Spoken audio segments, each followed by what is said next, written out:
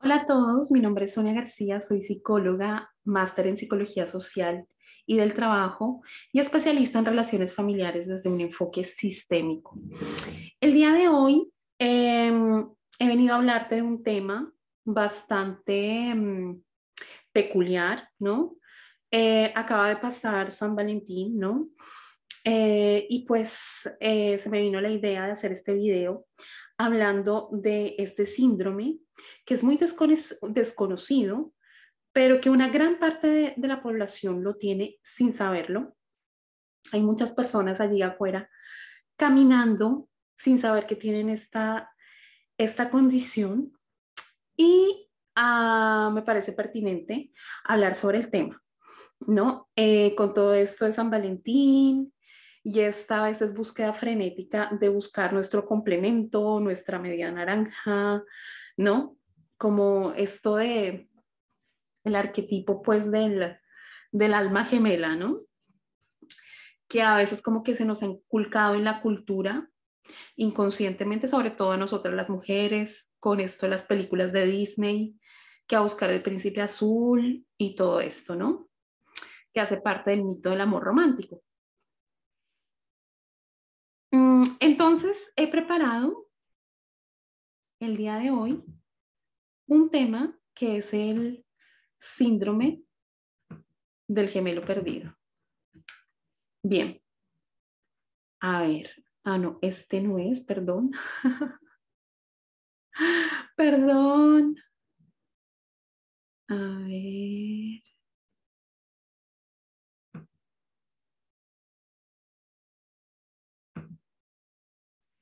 Es, mm,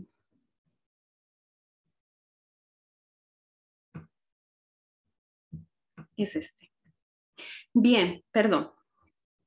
Perdón. Estas son gracias por su comprensión. Estas son los azares de los en vivos y todo esto, ¿no? Aunque este no es un en vivo, pero como si lo fuera. Bien. A ver, la mayoría de nosotros no estamos ocupando nuestro lugar en el sistema familiar y no lo sabemos. Porque inconscientemente no estamos ocupando el lugar en nuestra familia de origen. ¿Y cómo influye esto inconscientemente en tu vida? Pues que sientes que tú no tienes lugar ni en tu lugar de trabajo, ni en tu relación de pareja, ni en tu grupo de colaboradores, ni en tu grupo de amigos, que sientes que eres una mosca en leche, ¿no? Que es la expresión en español. ¿Y qué tiene que ver todo esto del síndrome del gemelo con esto? ¿Cómo puede estar afectando tu vida? Ya lo vamos a ver. Bien, primero que todo tenemos que abordar el concepto de sistema familiar. Un sistema, este concepto viene de la teoría general de los sistemas, es un conjunto de elementos interrelacionados, entre sí. Y es un grupo social que se comunica e intercambia información con sus integrantes y el entorno. Es decir, que funciona como una unidad, como una totalidad. De hecho, uno de los principios de un sistema familiar es que el todo es superior a la suma de sus partes. ¿Qué quiere decir esto? Por ejemplo, si yo tengo un grupo de estudiantes uh, y son, digamos, indisciplinados, terribles, yo no puedo decir que Juanito, que pertenece al grupo, es terrible y es indisciplinado, ¿ya?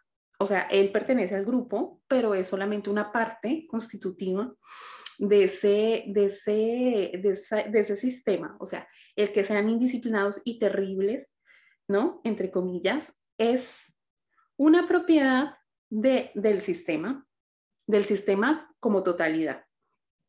Otra de las características del sistema es la homeostasis, que es la tendencia a buscar el equilibrio volviendo a un estado previo de cosas, ¿ya?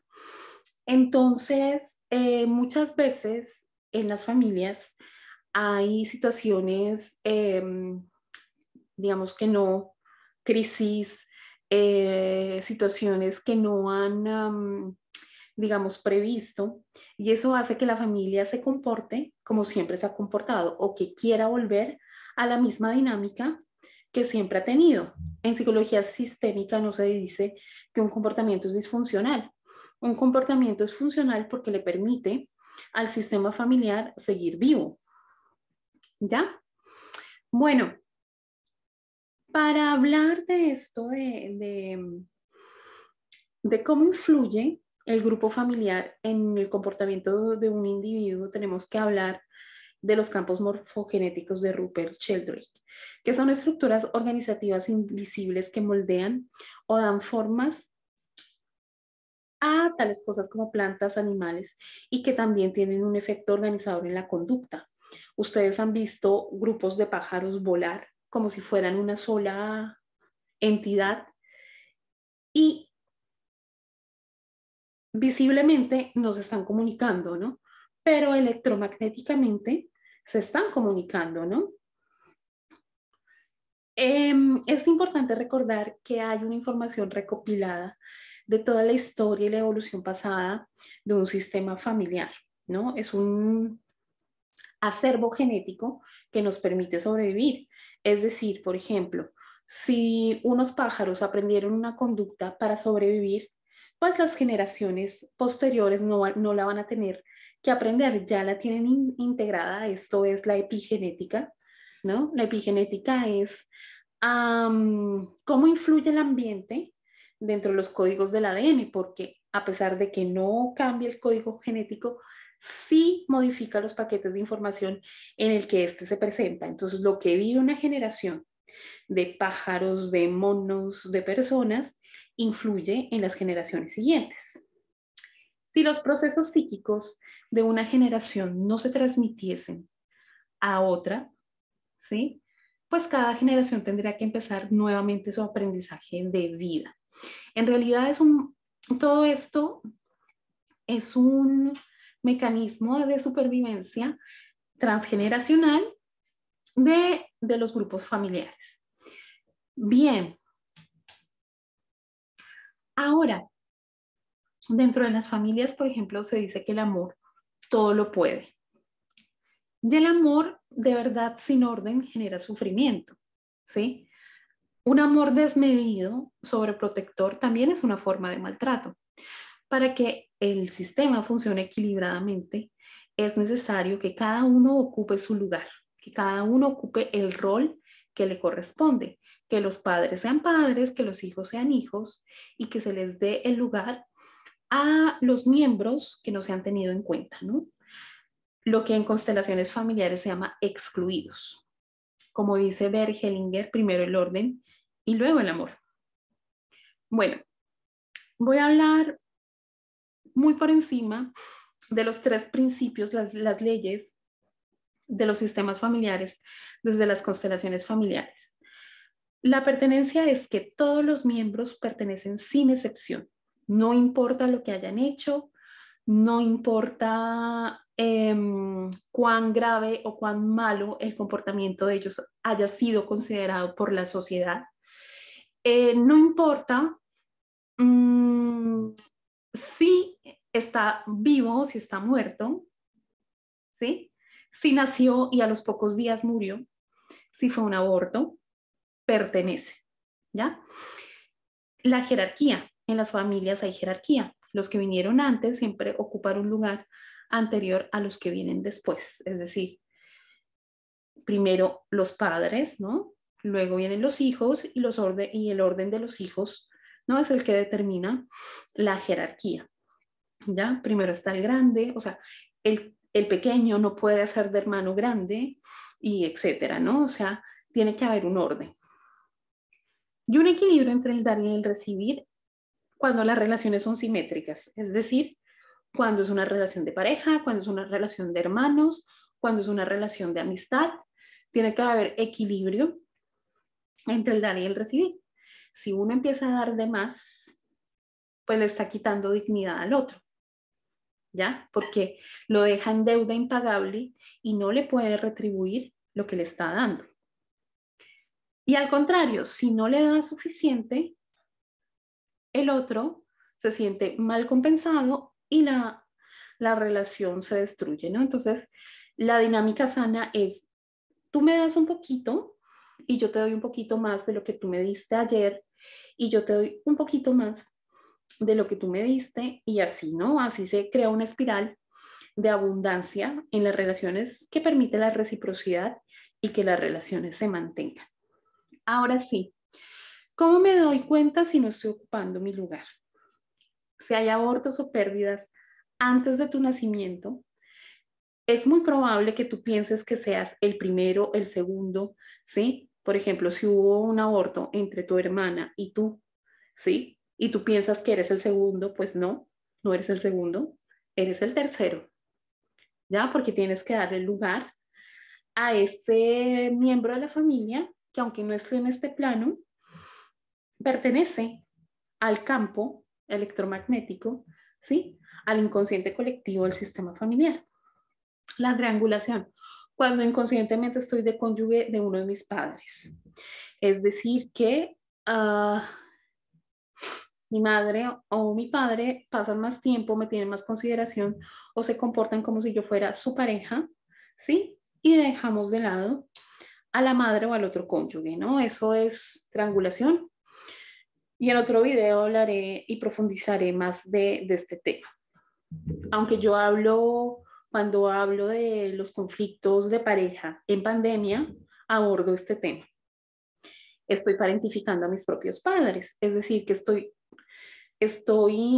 ocupando el rol de cuidar, proteger, proveer a mis padres y estoy deteniendo mi propia vida para aquello. O sea, no quiere decir que no ayudes nunca a tus padres, quiere decir que tú detengas tu propia vida para proveer, cuidar a tus padres como si ellos fueran los chiquitos, los pequeños, y tú fueras el grande. Es decir, ahí no estás ocupando tu lugar de hijo porque estás ocupando el lugar de tus abuelos, ¿no? ¿Y eso qué consecuencias tiene? Pues que no vas a tener pareja. No vas a tener pareja porque normalmente para el inconsciente, tener pareja es para procrear, para tener hijos. Digo, para el inconsciente biológico, aclaro, ¿ya? Y si tú ya tienes hijos, ¿por qué estás parentificando a tus padres y tus padres están ocupando ese lugar? Pues tú no vas a tener pareja y todas las relaciones de pareja que vas a tener seguramente van a fracasar, ¿ya? Cuando se excluye a un miembro, se le niega la pertenencia al mismo y este siempre va a volver en forma de enfermedad, en forma de síntoma, en forma de otro miembro en una generación posterior, repitiendo el mismo drama, ¿ya? Bueno, acá lo que decía antes, ¿no? O sea, se hace una usurpación de rol cuando estoy ocupando el rol de mis abuelos, es decir, cuando estoy parentificando a mis padres. Mm, o cuando uno de los elementos del sistema hace mucho más o mucho menos de lo que corresponde, ¿no? O sea, volvemos a lo del equilibrio entre el dar y el recibir, ¿no? En relaciones a veces hay una de las personas que da de más y eso pone en deuda impagable a la otra persona, o da de menos y eso hace que la relación se descompense, ¿ya? Y la perla de este video, que son los embarazos gemelares, donde uno de los bebés no llegó a término. Y esta es la perla de este video, ¿sí? Porque aquí ya empezamos a hablar del síndrome del gemelo perdido o el síndrome del gemelo solitario. Este es un síndrome del que se ha hablado poco, pero es un síndrome que existe, ¿sí? Bueno, acá hay un texto de una persona con el síndrome que yo conozco muy bien. Dice, durante años no entendía por qué tenía tantos diálogos interiores, tanta dualidad en mi manera de funcionar. Tampoco entendía por qué tenía tanta tristeza el día de mi cumpleaños o por qué a menudo me sentía tan sola, solo e incomprendido. Detalles como subir las escaleras de dos en dos, poner siempre una cuchara de azúcar de más en mi café o necesitar tomar a alguien de la mano para sentirme bien. Me parecían insólitos y no podía evitarlos. Un día descubrí tu existencia y todo tuvo sentido. Me di cuenta cuánto te añoraba y cuántas cosas hacía para mantenerte vivo en mí. Tuve la suerte de iniciar mi andadura en esta vida contigo a mi lado. Y a pesar de que te hayas ido, hoy puedo caminar solo, sola, libre, alegre, sin olvidarte. Bien, a ver, ¿qué es esto del síndrome del gemelo perdido? Este síndrome fue tratado por Peter Bourquin y creo que es francés, y Carmen, no me acuerdo el nombre, el apellido, perdón, perdón Carmen. Hay un libro vamos a hablar de él ahora. Y Salomón Selam, el padre de la psicosomática clínica, habla mucho de este síndrome, ¿no? ¿Cuáles son la sintomatología de este síndrome?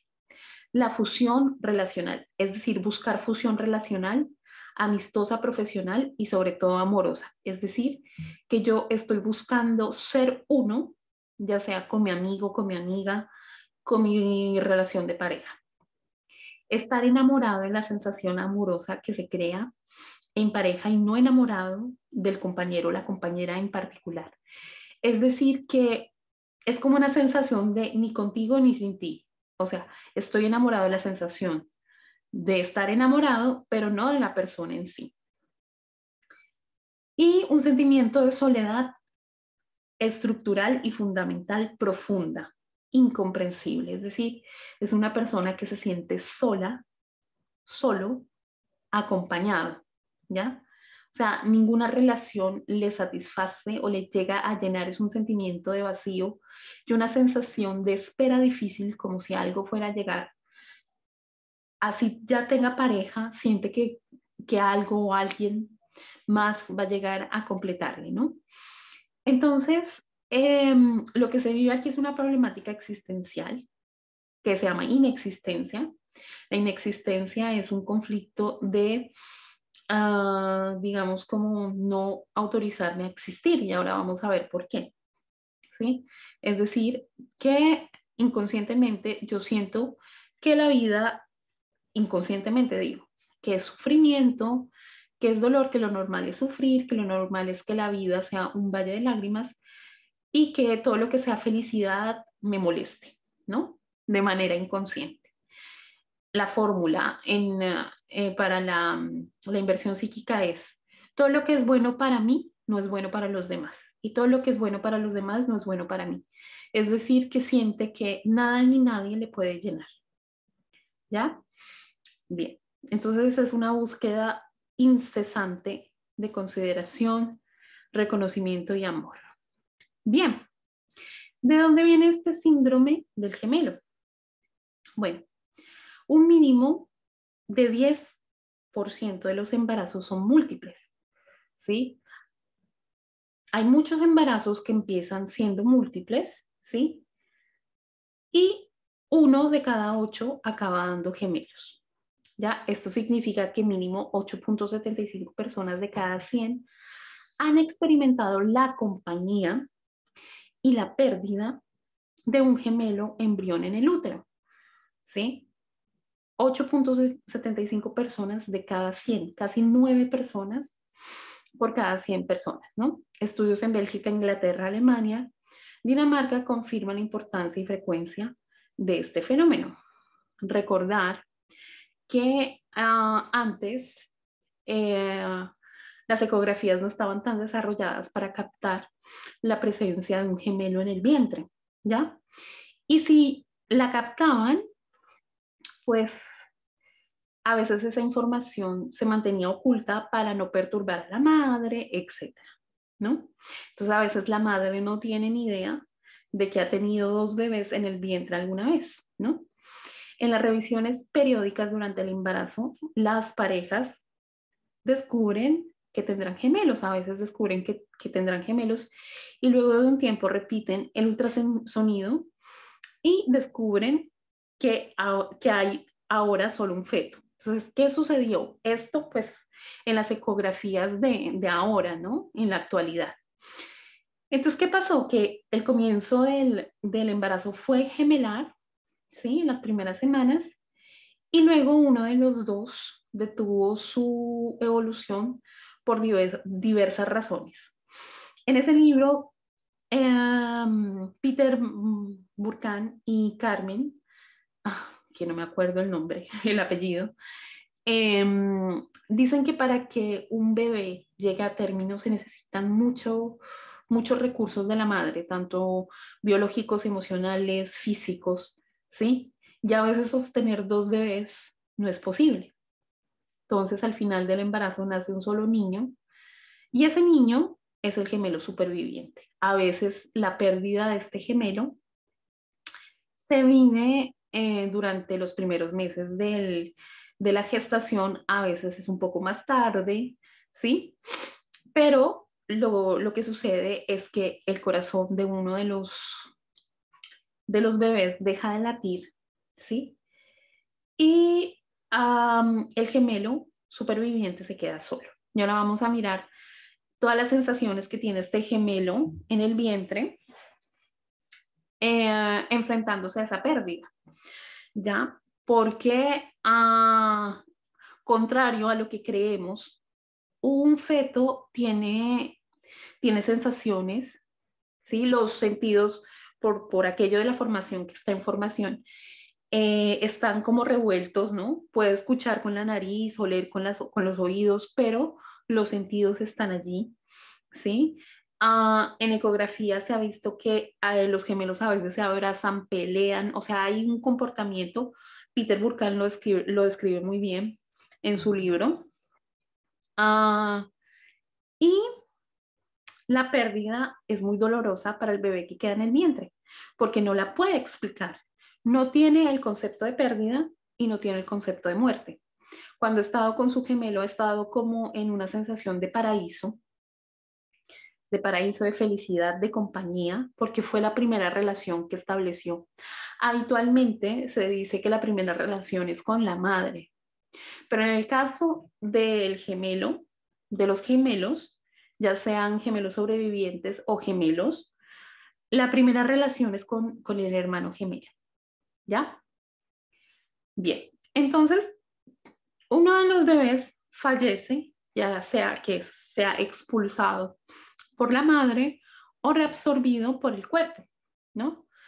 Alfred Osterman, ¿no? Coautor del síndrome de Jumeau perdu, gemelo perdido, dice que uno de cada 10 embriones tiene un gemelo que desaparece durante el embarazo. Muchas mujeres no lo saben, o porque el médico, lo que les decía, el médico no se percata, o porque las que saben prefieren no compartir la información con el hijo, o porque el médico le oculta esa información a la madre, sobre todo antes, que de pronto tenían miedo de la reacción de la madre y tenían miedo de la integridad del bebé que quedaba. Bien, cuando hay gemelo, el corazón empieza a latir a los 21 días y se escucha el latido del corazón. Entonces el gemelo escucha el latido del corazón del otro. Cuando el otro gemelo deja de vivir, empieza el drama para el bebé sobreviviente, ¿no? Empieza a sentir un vacío y busca sentir el latido del corazón de su gemelo que dejó funcionar, ¿no? Y este es un vacío que busca sin cesar al gemelo, ¿no? En toda relación, en toda situación, ahora lo vamos a ver en detalle. Aquí está la portada del libro del que les hablaba Peter Burkhan y Carmen Cortés. Ahí está el apellido. El gemelo solitario, que es un libro muy completo si quieren profundizar sobre el tema. Ambos son gemelos perdidos, son gemelos, perdón, sobrevivientes, ¿no? Entonces saben muy bien de lo que están hablando. Bien, ahora, ¿qué causa este síndrome en el ser humano, en las personas? Acá es importante recordar que el proyecto sentido gestacional, si no sabes lo que es el proyecto sentido gestacional, te dejo que busques en mi canal un video donde lo explico, pero básicamente es las intenciones, las emociones que tenían mis padres, ¿no? Y que proyectaron en el embarazo cuando mi madre estaba embarazada de mí, ¿ya? La pérdida de un síndrome del gemelo hace parte del proyecto sentido gestacional.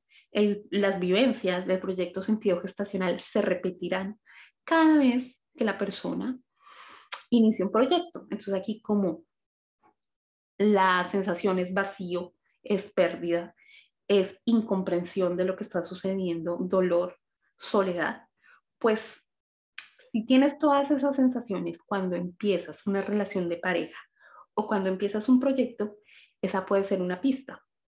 Pero no solo eso, o sea, no nos podemos quedar solo con eso. En el estado de ánimo hay una pérdida rápida de la motivación. Se pierde la motivación por todo. No finalizar los proyectos, y por qué no habría yo de finalizar los proyectos. O sea, empiezo cursos y no los termino. Empiezo un proyecto, un trabajo y no lo termino. Empiezo un negocio y no lo termino. ¿Y por qué no habría de terminarlo? Porque como estoy en fidelidad con esa historia de que mi hermano gemelo no llegó a término, entonces yo no me siento merecedora, no siento que tenga el derecho de terminar los proyectos. Tono emocional de tristeza. Cuando se habla de tono es como la emoción dominante, ¿no? Porque no todo el tiempo estamos tristes. Por ejemplo, si salimos a una fiesta y nos reímos, pues estamos experimentando otras emociones. Pero cuando llegamos a casa, si ya nos sentimos tristes, aburridos, todo esto, ese es el tono emocional, es como la casa emocional, ¿no? Pensamientos recurrentes de proyectos de vida opuestos. Muchos lamentos de que, ¿qué hubiera pasado si? ¿Será que sí estoy haciendo bien? ¿No? ¿Qué hubiera pasado si? Porque hay como un enganche al pasado, ¿no? Tristeza frecuente y en algunos casos pensamientos de muerte, o sea, ideación suicida y etcétera. Bueno, ¿cuáles son los síntomas clínicos? Lo que decía antes, intensa sensación de soledad. Es una sensación de soledad que no se llena ni con nadie ni con nada, así la persona tenga pareja, así viva con su familia, así tenga un montón de amigos que le quieren, siente una intensa soledad. Constante estado de culpabilidad. Es una culpabilidad estructural. Siente que no tiene derecho al placer. Cuando se otorga placer, ya se siente muy culpable porque dentro de él siente que él tiene la culpa de que su hermano no haya llegado a término, ¿ya? Y que él sí esté en la vida, si él sí esté viviendo y su hermano no. Y ustedes me van a decir, ay, no, pero él, o sea, cuando él era bebé, no estaba consciente. Hay muchas cosas que vienen de nuestra etapa de preconciencia y que determinan aún hoy nuestra vida, ¿ya? Lo del proyecto sentido, por ejemplo. Y aquí sucede esto, es decir, si yo me subo al avión que representa la vida y veo a mi hermano en la puerta que no pudo subir, a mi hermano gemelo, a mi hermana gemela, pues yo lo invito a subir conmigo. Entonces es como que estoy recreando ese duelo con los sentimientos de culpa y de tristeza cada vez, ¿no? Conflicto de inexistencia, es decir, que siento que no tengo derecho a existir. Ya sea el conflicto de inexistencia se puede manifestar mostrándole a todo el mundo que existo de manera exagerada o apartándome, excluyéndome, ausentándome, escondiéndome, siendo retraída, ¿no?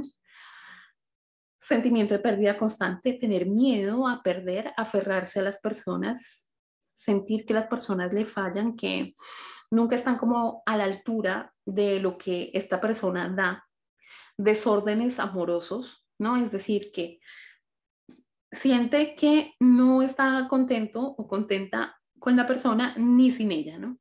Entonces hay una oscilación entre una dependencia, una gran dependencia de la pareja y en contraparte un deseo de libertad, ¿no? A veces pueden estar los dos coexistiendo o a veces puede ser que haya más de uno o más del otro, ¿no? Ahora sí, este es uno de los síntomas capitales.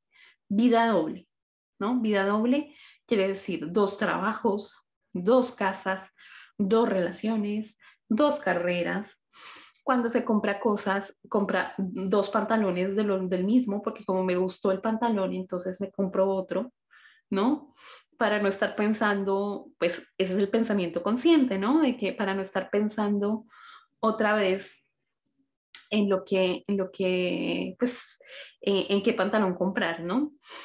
No encontrar las llaves nunca en el bolso, porque el bolso representa el útero y entonces estoy buscando constantemente al gemelo. Cuestionamiento sobre la identidad sexual y por qué esto. Porque, por ejemplo, si mi gemelo, porque puede ser gemelo o puede ser mellizo, si mi mellizo era, era niño, ¿sí? Pues yo voy a querer también tener parejas que a él le hubiera gustado tener. O al contrario, si yo soy hombre y ella era niña, entonces voy a estar buscando parejas que a ella le hubiera gustado tener. Migrañas, que en francés quiere, no, el origen es migren, ¿no? Como la mitad de un grano. Ansiedad, siempre tener ansiedad de que algo me complete, con una sensación de espera difícil. Búsqueda de fusión relacional, o sea, en todo, en las relaciones de amistad, profesional y sobre todo amorosa. Flechazos eléctricos con gemelos simbólicos. ¿Qué son los gemelos simbólicos? Son personas que tienen una fecha de cumpleaños muy cerca de mi fecha de nacimiento, ¿sí? 10 días por delante, 10 días por detrás, o de mi fecha de concepción. ¿Cómo sé la fecha de concepción? Pues sumo 3 meses a mi cumpleaños. Entonces, por ejemplo, si yo nací en noviembre, pues mi fecha de concepción es en febrero, ¿no? Si nací a mediados de noviembre, como es mi caso, mi fecha de concepción fue ahorita, mediados de febrero. Bien, entonces se siente un flechazo eléctrico porque se siente que la persona, o sea, la persona ha encontrado su otra mitad, ¿no? También hay falta de concentración y sobrepeso porque se intenta incorporar al gemelo perdido. ¿Cuáles son las consecuencias, no? Son creencias de que tengo que pagar por existir, hay un auto boicot constante porque se tiene inconscientemente quiero decir, la creencia de no merecer éxitos y evolución, no permitirse sentirse completo, no terminar las cosas, buscar la pérdida, ¿no? Búsqueda del fracaso en los proyectos, no saber lo que se quiere, porque hay una pérdida de referentes. ¿Qué es una pérdida de referentes? Cuando estamos en un bosque perdidos, pues buscamos puntos de orientación.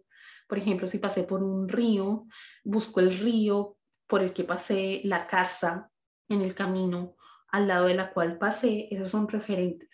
Cuando estoy perdido, no tengo esos referentes. Pues lo mismo pasa cuando le pasa al gemelo sobreviviente, cuando su hermano desaparece. ¿Por qué? Porque no tiene referentes, no puede explicar lo sucedido, ¿no? Tener altas expectativas de relaciones, en las relaciones afectivas, buscar exclusividad, ¿no? La exclusividad que tenía con el gemelo, lo mismo, ¿no? Siempre dos profesiones, dos casas, dos relaciones, aunque conscientemente no lo esté buscando, pero inconscientemente sí. Y, por ejemplo, que se me pierda, bueno, esto es muy común, pero si se me pierde siempre el calcetín o la pareja o los aretes, ¿no? Los pendientes, uno de los pendientes siempre, esto puede ser una de las consecuencias. Bueno, siempre hay exceso de pensamientos reflexivos, dificultad de tomar decisiones, ¿no? Hay una incertidumbre de que hace falta algo, pero en realidad no se sabe qué. Y la terapéutica está encaminada a hacer difusión entre quienes somos y entre quienes estamos dirigidos a ser, es decir, una difusión de ese bebé en etapa preconsciente que tuvo una pérdida de su hermano gemelo. A ver, pero ¿cuál es el origen transgeneracional del gemelo perdido? A ver, en el transgeneracional, en generaciones anteriores, pudo haber fallecimientos perinatales. ¿Qué quiere decir eso? De bebés que no llegaron a término, que se abortaron involuntariamente o poco después de nacer. También abortos voluntarios, pérdidas de hijos e hijas, sobre todo en edad infantil, que nunca dejaron de llorarse. Entonces, en generaciones anteriores, sí yo sé que el tío o el tío abuelo falleció a los 4 o 5 años y mi bisabuela no pudo procesar ese drama, que fue el drama de su vida, pues el inconsciente familiar va a buscar el equilibrio con la pérdida de un niño o una niña que la madre, al no saber su existencia, no puede llorar. La madre no, pero el hermano gemelo sí lo llora a su forma, porque es el único que sabe inconscientemente que existe. Me hace acuerdo el caso de una señora que hablaba de esto. Decía que ella siempre sintió esa sensación de incompletud, de no sentirse comprendida, fracaso en las relaciones sentimentales, etcétera, codependencia o este deseo de libertad, de no sentirse nunca feliz o completa, satisfecha. Y escuchó este tema y le preguntó a su madre que si había tenido algún sangrado y le dice, sí, yo tuve un sangrado, pero no, mientras estaba embarazada de ti, pero nunca me pareció importante contártelo. Y ahí encontró la respuesta a esa sensación y ese conjunto de emociones y sentimientos que había tenido siempre. Bueno, ahora sí, ¿cuál es la terapéutica? Hay que tener en cuenta que es un síndrome que estará con nosotros toda la vida. Pero ojo, es un síndrome, la buena noticia es que es un síndrome que se puede desactivar si estamos conscientes, si dejamos el piloto automático y estamos, digamos, conscientes de que esas sensaciones vienen de este síndrome, ¿ya? La próxima vez que yo me sienta completamente sola, estando bien en pareja, o que tenga un deseo extremo de libertad, o que me sienta sola, si esté yo con mucha gente que me quiera alrededor, todo esto, saber que eso viene del gemelo perdido, ¿no? Estas ansias, a veces que yo soy muy abierta en el tema, pero a veces estas ansias locas de buscar como ese otro que te complete, esa media mitad, esa media naranja o esa alma gemela, a veces puede venir de aquí. Y yo no quiero decir que las almas gemelas no existan, pues puede ser, o sea, lo dejo abierto, ¿ya? Pero esa búsqueda frenética de estar buscando en cada relación, en cada persona que conoces, a tu alma gemela, puede obedecer a este síndrome, ¿ya? Cuando nos hacemos conscientes de este síndrome, le quitamos mucho poder. Bueno, ¿no?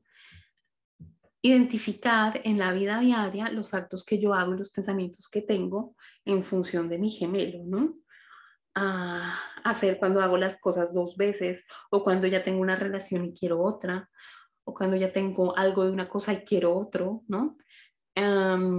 Estar consciente de que es en función de mi gemelo e intentar encontrar unicidad en los proyectos, ¿no? Por ejemplo, si yo siento que tengo que ir acompañada siempre, si tengo que iniciar un proyecto siempre acompañada, etcétera, que me acompañen siempre, pues recuperar esa capacidad, ¿no? De hacerlo sola, porque yo soy un ser completo, porque eres una persona completa, y sentirte acompañado, acompañada por ti misma. Bien, si te has sentido identificado, identificada con este síndrome, Ah, me gustaría que me lo dejes abajo en comentarios. Si te ha gustado este video, comparte, dale me gusta, suscríbete a mi canal y si te sientes identificado y quieres escribirme, por ahí abajo dejo mi correo electrónico y mis redes. Adiós.